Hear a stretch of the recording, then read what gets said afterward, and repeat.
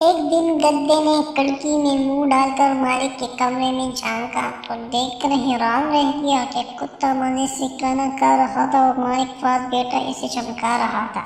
گدھا اسے دیکھ کر جل گیا اور دل میں کہنے لگا، آخر میرا مالک اس کتے کو اتنا پیار کیوں کرتا ہے۔ ایک مرتبہ کا ذکر ہے کہ ایک آدمی کے پاس ایک خوبصورت کتا تھا۔ اس کتے سے بہت پیار کرتا تھا اور وہ اسے اپنے پاس بٹھا کر کھانا کھلاتا تھا۔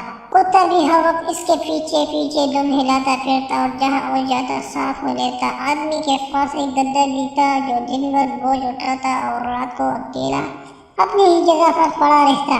ایک دن گدھے نے کھڑکی میں منہ ڈال کر مالک کے کمرے میں جھانکا تو دیکھ کر حیران رہ گیا کہ کتا مزے سے کھانا کھا رہا تھا اور مالک پاس بیٹھا اسے چمکا رہا تھا۔ گدھا اسے دیکھ کر جل گیا اور دل میں کہنے لگا کہ آخر میرا مالک اس کتے کو اتنا پیار کیوں کرتا ہے۔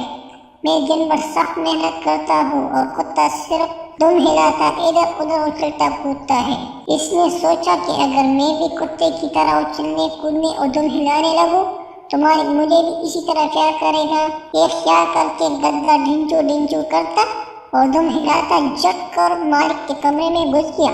اس نے آسمان کی طرف منہ اٹھایا، دانت نکالے اور ایسی تیزی سے دم ہلائی کہ شیشے اور کانچ کے برتن میز پر سے اور الماری سے گر کر ٹکڑے ٹکڑے ہو گئے۔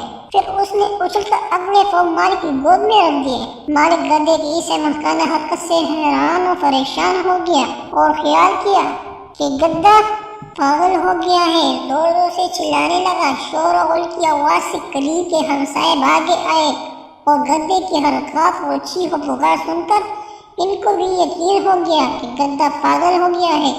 انہوں نے گدھے کو مار مار کر گھر سے نکال دیا ہے۔ بیچارہ گدھا اس سب کے لیے تیار نہیں تھا اور دل میں کہنے لگا، جو کتا کرتا ہے وہی میں نے بھی کیا، مگر وہ اسے پیار کرتا ہے اور مجھے مارا پیٹا اور مجھے گھر سے بھی نکالا، تو یہ کہاں کا انصاف ہے۔